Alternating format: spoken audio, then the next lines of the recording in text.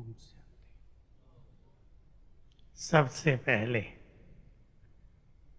हम अपने अर्जुन भाई को प्यार से श्रद्धा सुमन अर्पित करते हैं, क्योंकि जब से ये ग्रुप हम लोगों ने चालू किया था वो श्रेष्ठ पुरुषार्थी थे और लंबी आयु होने पर भी 79-80 सेवा करते रहे समर्पित भाव से। गृहस्थ में रहने वालों के लिए उनका ये जीवन बड़ा अच्छा आदर्श रहा। लोग सोचते हैं ना, गृहस्थ में रहते हम मुक्त कैसे हों, तो बहुत अच्छी आत्मा हमारे मध्य में थी और उसके श्रेष्ठ पुरुषार्थ की झलक, उसका प्रमाण क्या हुआ?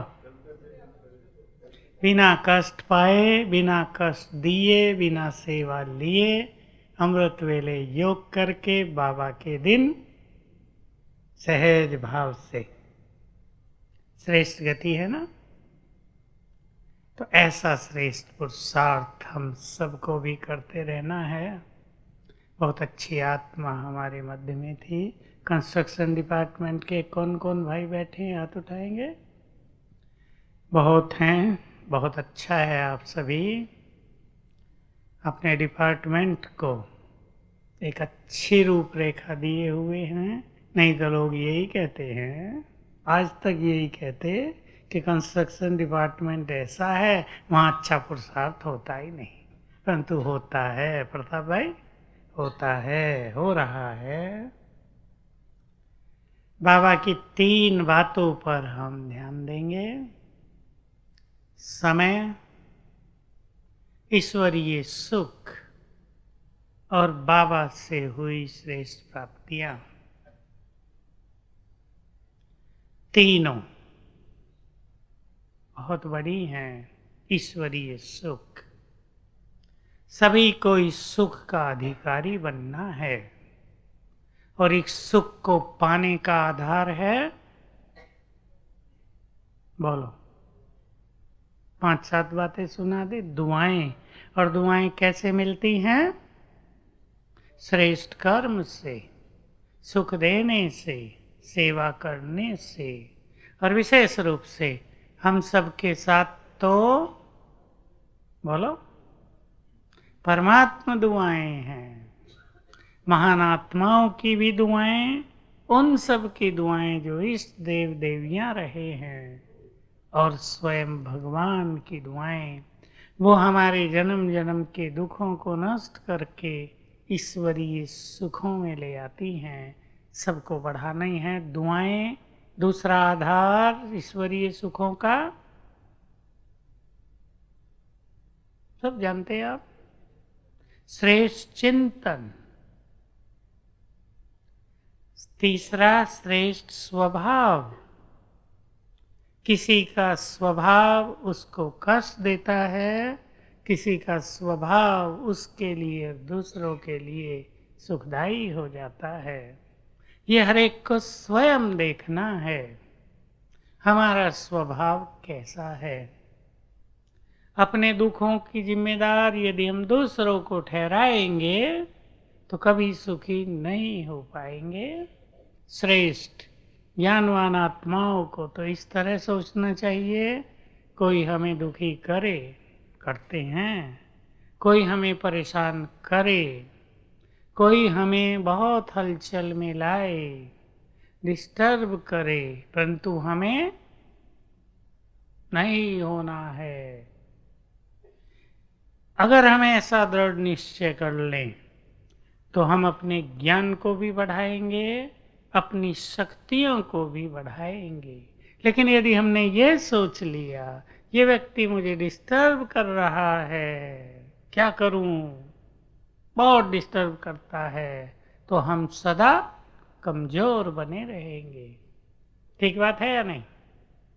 इसलिए दूसरों को बदलने की इच्छा के बजाय अपनी स्थिति को महान और शक्तिशाली बनाना, ये अगर हमारा लक्ष्य है तो हम बहुत आगे निकल जाएंगे। सब चिंतन करें इस पर। सब जगह ये कंप्लेंट चलती रहती है। पिछली बार हमने 2 शब्द दिए थे, नो कंप्लेंट नो क्वेश्चन। ये कंप्लेंट घर घर में है, इसके कारण हम दुखी हैं। और जो दूसरों को कारण नहीं बनाते, अपनी स्थिति को महान बनाते हैं, वो विजयी रतन बन जाते हैं। और आगे चलें, दुआएं। सुख किसको मिलेगा? जो सर्व को संतुष्ट करेंगे, सर्व को सुख देंगे। बहुत जरूरी है सबको सुख देना, सबको संतुष्ट करना। संतुष्ट करना सहज है या कठिन? माताओं का क्या अनुभव है? बोलो। सहज भी इतना धीरे बोला कि कानों के अंदर ही चला गया। सहज नहीं है, सीधा बोलो ना, सहज नहीं है। वो तो बाबा के आगे उत्तर दिया जाता, सब सहज है बाबा। बाहर आते ही भले ही कभी कठिन हो जाए, लेकिन वहां सब सहज होता है ना, बाबा के सामने बैठते हैं। तो सबको संतुष्ट कौन कर सकते हैं? जो खुद संतुष्ट होंगे। और ये छोटा काम नहीं है। ईश्वरीय प्राप्तियों में संतुष्ट, अपनी स्थिति में संतुष्ट, दूसरों का व्यवहार कैसा भी हो, अपनी सेवाओं से संतुष्ट, बाबा से भी संतुष्ट, अपने पाठ से भी संतुष्ट। देखे आपने कई लोग भगवान से भी असंतुष्ट होते हैं? देखें, हमारे पास तो आते रहते हैं लोग भगवान से असंतुष्ट। किसी के भाई ने सुसाइड कर लिया, वो बाबा से नाराज है। बाबा ने उसे रोका क्यों नहीं? वो तो सर्वशक्तिवान है ना। मैंने कहा वो रुकता नहीं था ना। कहा नहीं, बाबा पावरफुल है ना, उसे रोक देता, हैंग होने ही नहीं देता, रस्सी तोड़ देता। क्यों नहीं किया बाबा ने? बाबा से नाराज है, अपनी भी खुशी खो ली, और जो कुछ उसे करना चाहिए उस गई हुई आत्मा के लिए, वो भी नहीं कर पा रही है।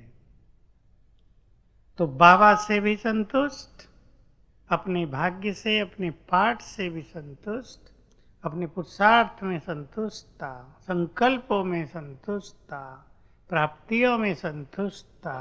ये एक सुंदर सब्जेक्ट है। इसको हम आगे बढ़ाएंगे, तब हम दूसरों को संतुष्ट करेंगे और जीवन बहुत सुखी होगा।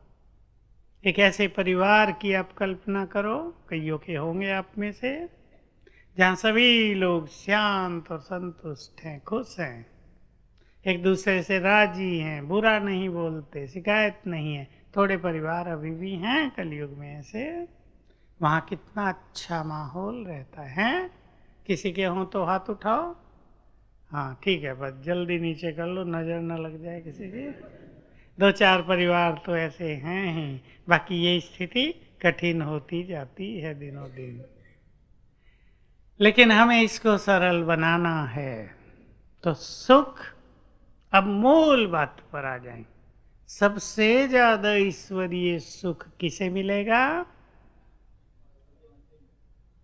जो ईश्वरीय नशे में रहेंगे। और थोड़ा नजदीक आ जाओ,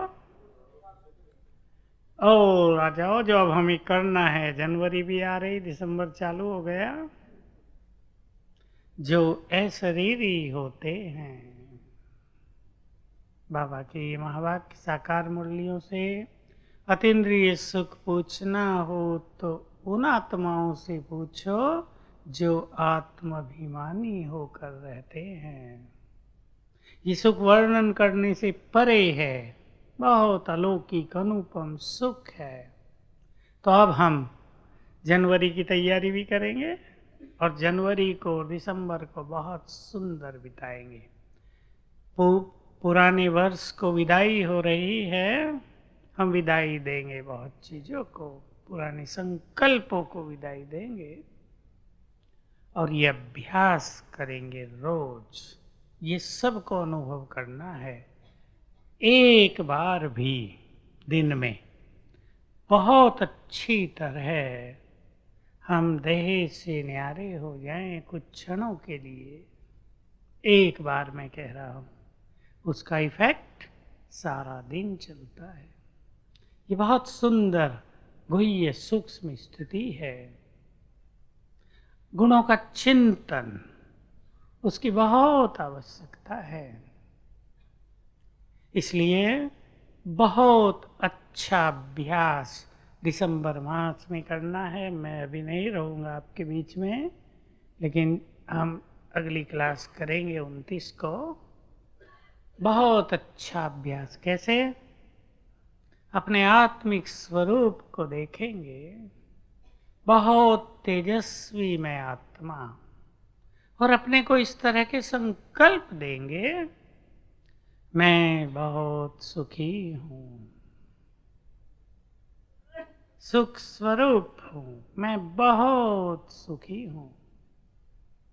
बाबा को पाकर मैं आत्मा बहुत सुखी हुई, मैं बहुत सुखी हूँ। गहरी फीलिंग में ले चलें, स्वीकार करेंगे। यहाँ दोनों बात होने लगती हैं, मैं सुखी नहीं हूँ, और हमें संकल्प देना है मैं सुखी हूँ। मैं सुखी नहीं हूँ, ये बाह्य स्वरूप है जो मेरा नहीं है। मैं तो अंदर से संपूर्ण सुखी हूँ। 4 क्वालिटी लेंगे आत्मा की। मैं शांत हूँ, एक बार गहन शांति की अनुभूति में चलना। मैं परम पवित्र हूँ, अपने को डीपली रियलाइज कराना, स्वीकार कराना। मैं संपूर्ण पवित्र हूँ। यह पवित्रता बाहर की चीज है, आई है और जाएगी। ये लेयर्स सभी उतर जाएंगी। मैं संपूर्ण पवित्र हूँ और मैं बहुत शक्तिशाली हूँ।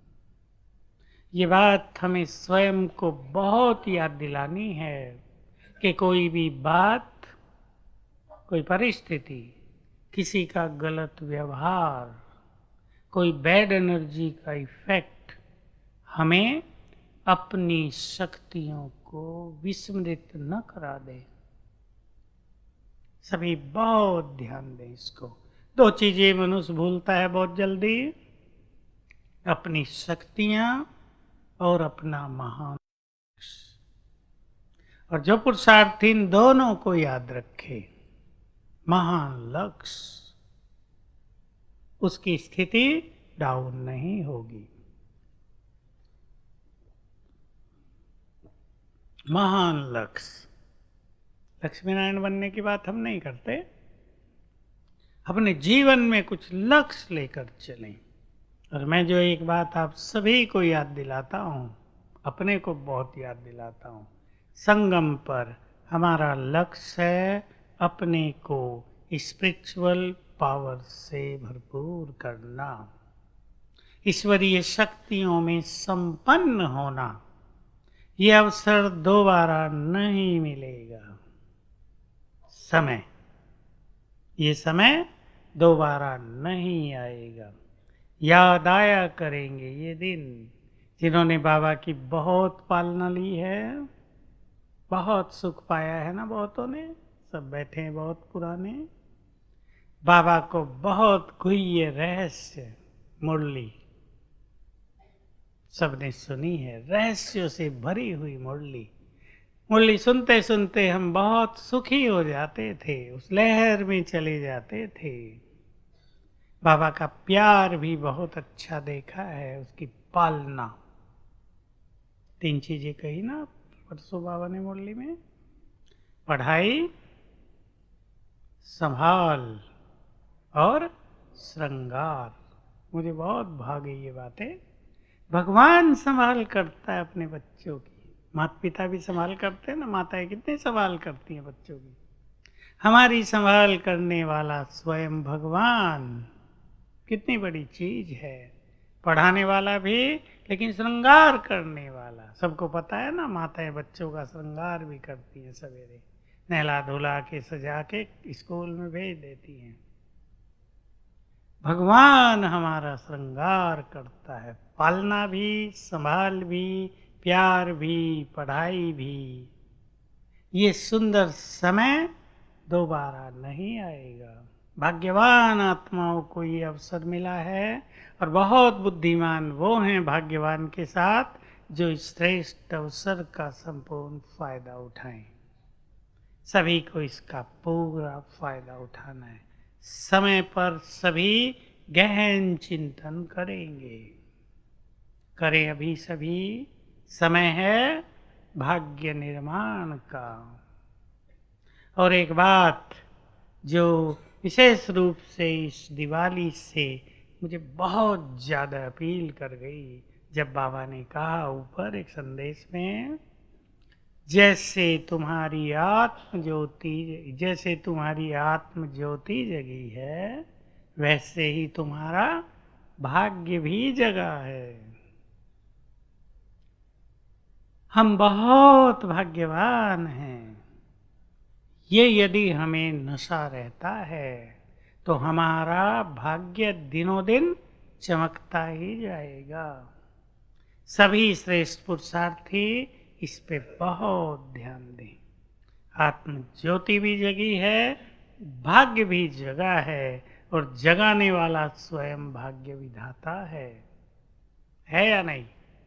इस नशे में, इस खुशी में बहुत आ जाए तो बहुत सुंदर समय, जबकि श्रेष्ठ भाग्य मिल रहा है, बहुत सुंदर पढ़ाई मिल रही है।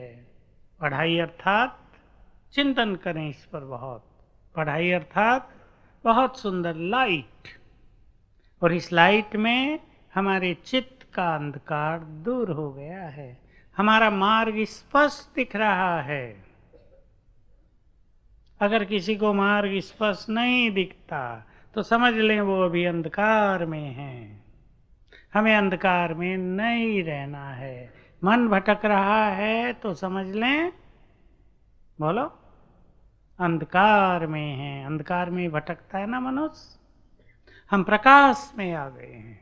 इंग्लिश में बहुत अच्छा शब्द बचपन से सुनते आते थे, एनलाइटेंड होना, प्रकाशित कर देना स्वयं को।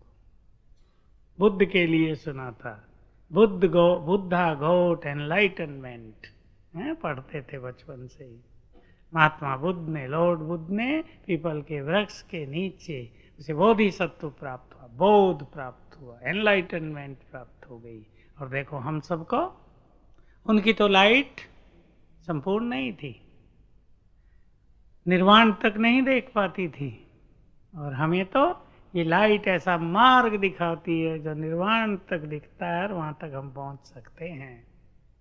तो संपूर्ण प्रकाश बाबा ने हमें दिया है। जितने भी धर्मपिता आए उन्होंने सत्य ज्ञान का एक हिस्सा दिया। महात्मा बुद्ध ने एक मध्यम मार्ग दिखाया, आत्मा हूं और परमात्मा, इसके बारे में कुछ नहीं। षष्ठी धामा का तो ज्ञान ही कहीं नहीं।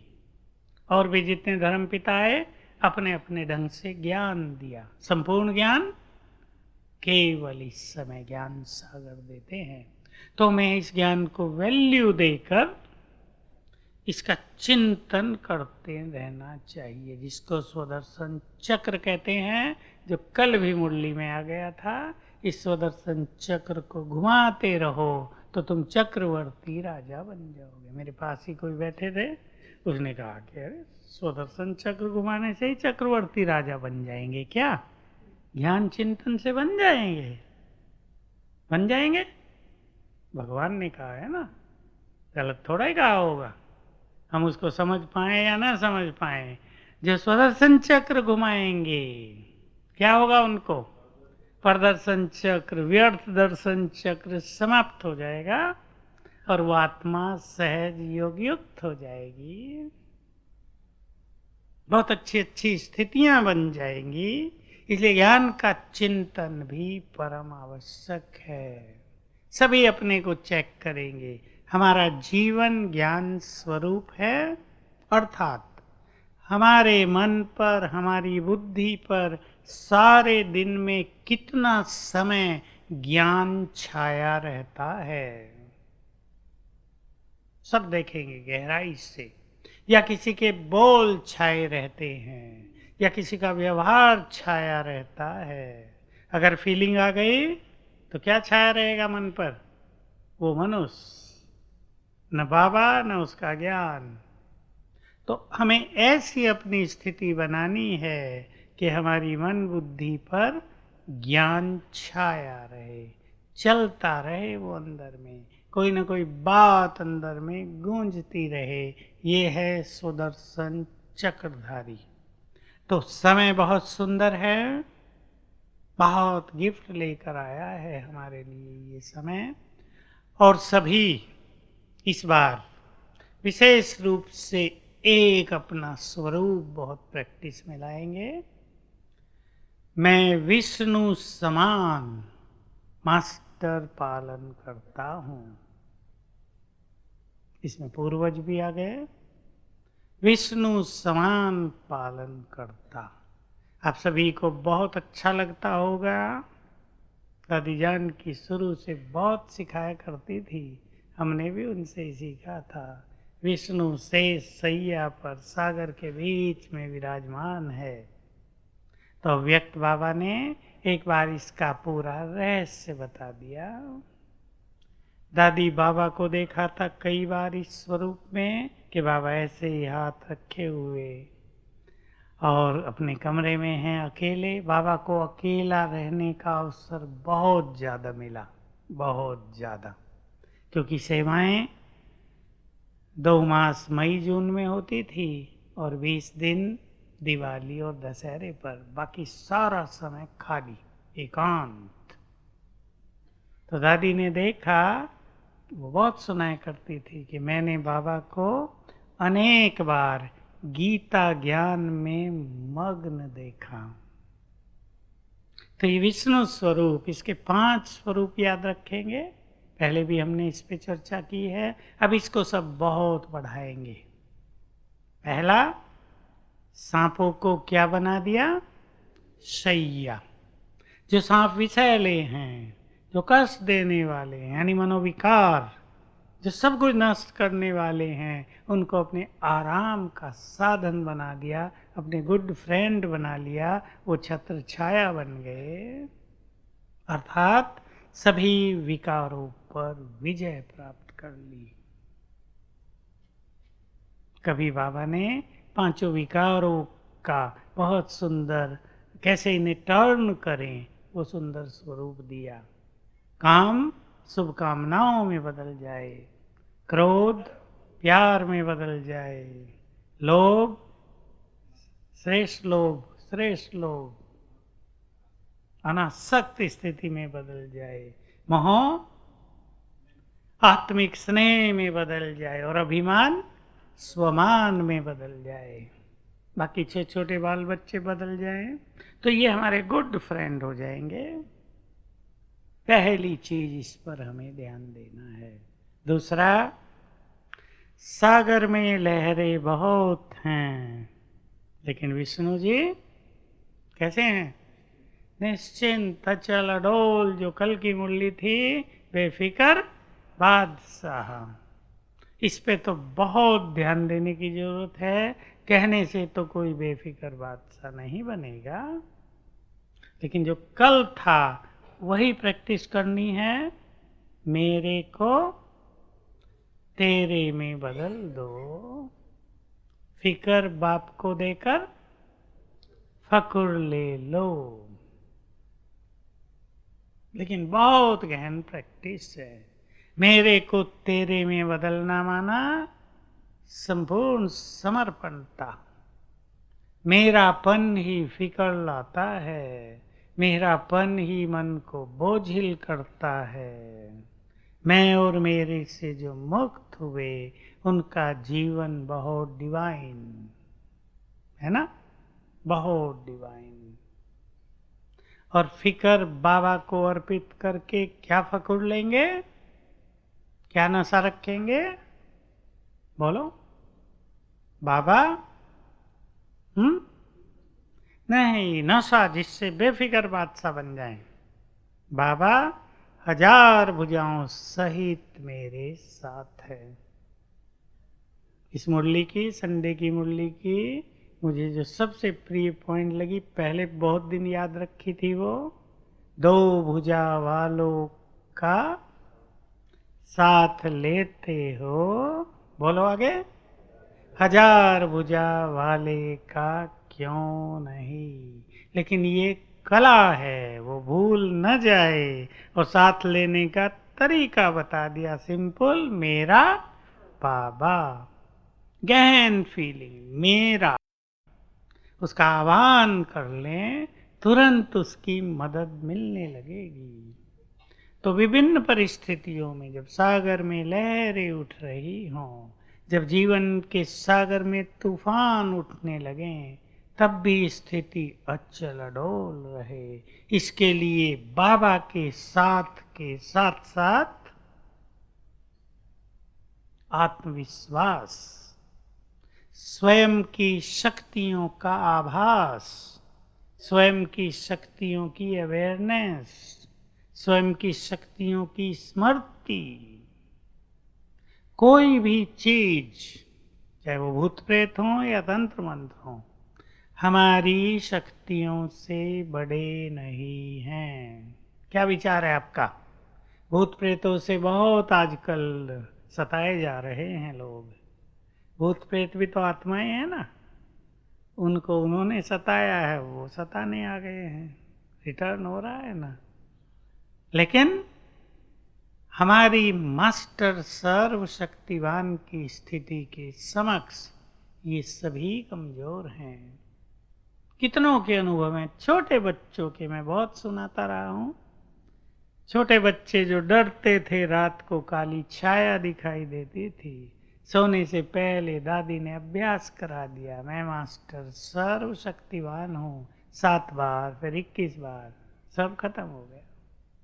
बहुत पावरफुल हो गए। एक बच्चे की तो मैं सुनाया था ना, छोटा बच्चा 7 साल का, जब उसे वो छाया आती हुई दिखती थी, वो अंगुली ऐसे करता था, मैं मास्टर सर्वशक्तिवान हूँ, और वो भाग जाता था। उसकी दादी उसको लाई थी यहाँ मेरे पास और बताया, ये है वो बच्चा, पूरा निर्भय हो गया है। तो डरना नहीं है, आत्मविश्वास। सब ध्यान देंगे, अपनी शक्तियों में विश्वास, बाबा के सहयोग में विश्वास, ये हमें अचल अडोल बनाने वाली स्थिति है। स्मृतियां हैं, इन पर बहुत ध्यान देंगे। और तीसरी चीज जो वहीं से दिखाई देती है कि महाविष्णु जी वहीं बैठकर सबकी पालना कर रहे हैं, सकाश जा रही है सारे संसार को। तो अपने इस स्वरूप में स्थित होकर, पूर्वज की स्मृति में आकर सभी सकाश देंगे। सभी अब लक्ष्य रख लें, जो श्रेष्ठ पुरुषार्थी हैं, विश्व की पालना करनी है। आज भी कोई ग्रुप आया, पूछा, बहुत बैड एनर्जी चारों ओर बढ़ती जा रही है, बढ़ेगी, कलयुग अपने प्रकोप की ओर है तेजी से। लेकिन जैसे बैड एनर्जी का प्रकोप बढ़े, हम भी अपनी शक्तियों को बढ़ाते चले, अच्छा अभ्यास करते चले, मैं मास्टर सर्वशक्तिवान हूँ।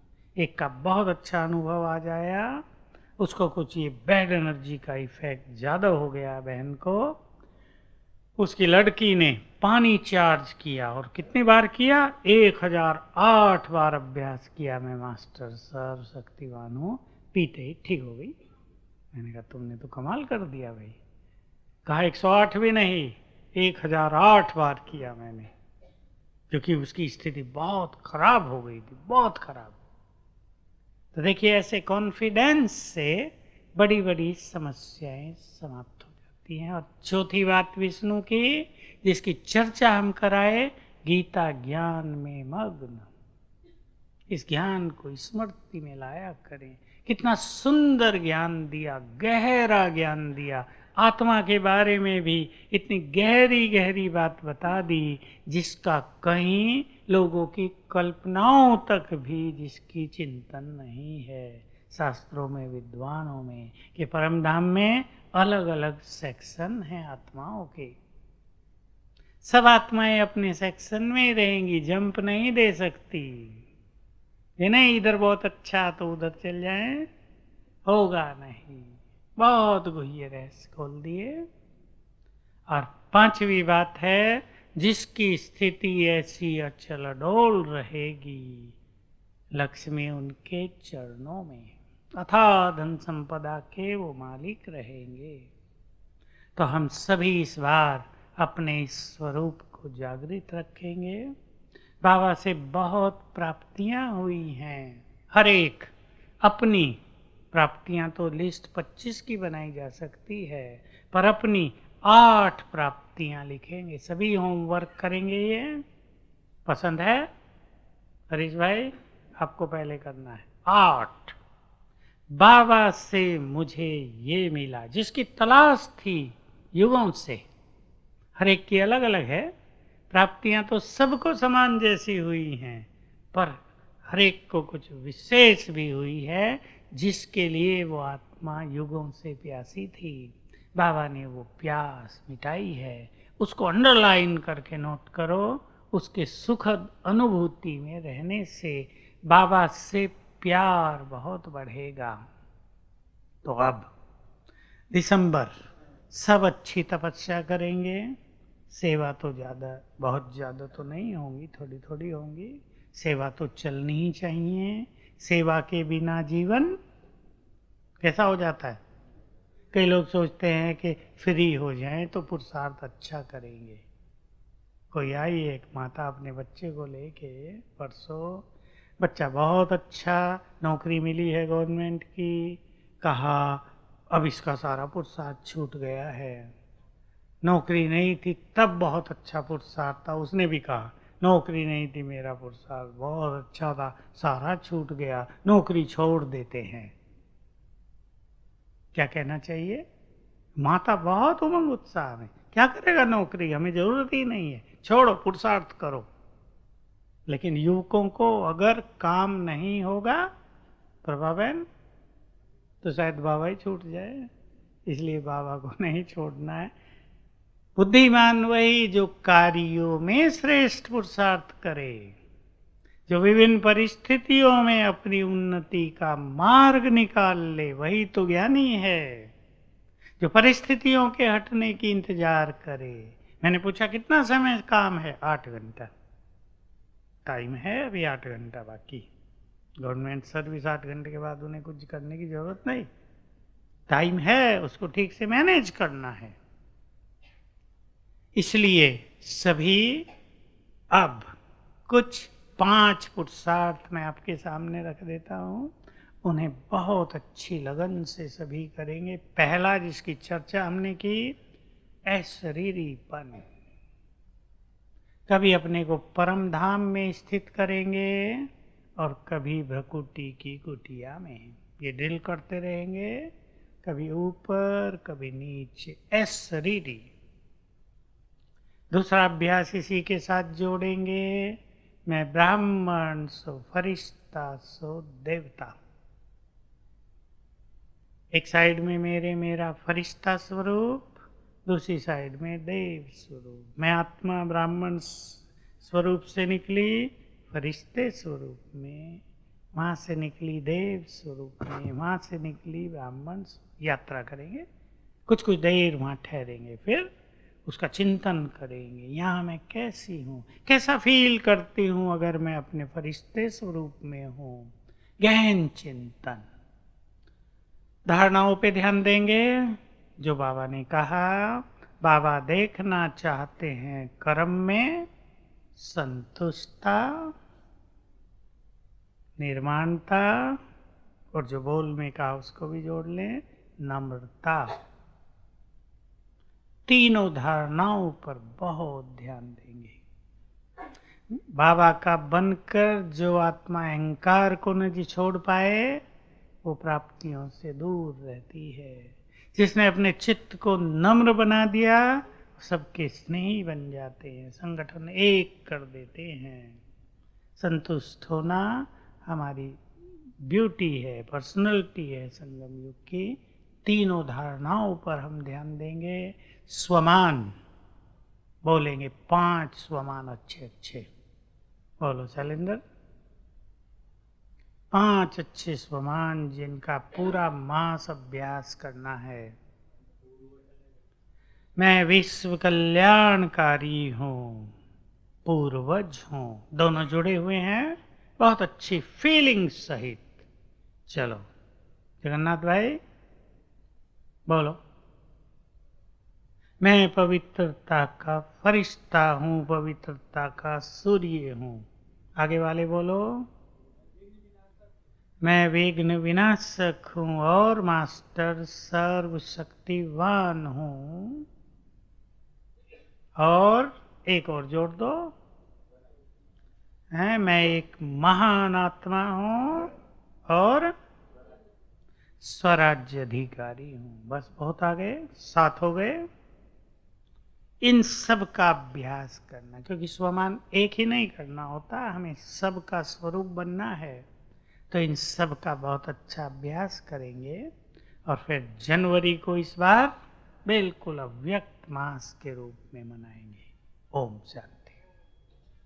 चलो अभी आत्मा बनकर परम धाम में बैठेंगे, डीप साइलेंस में।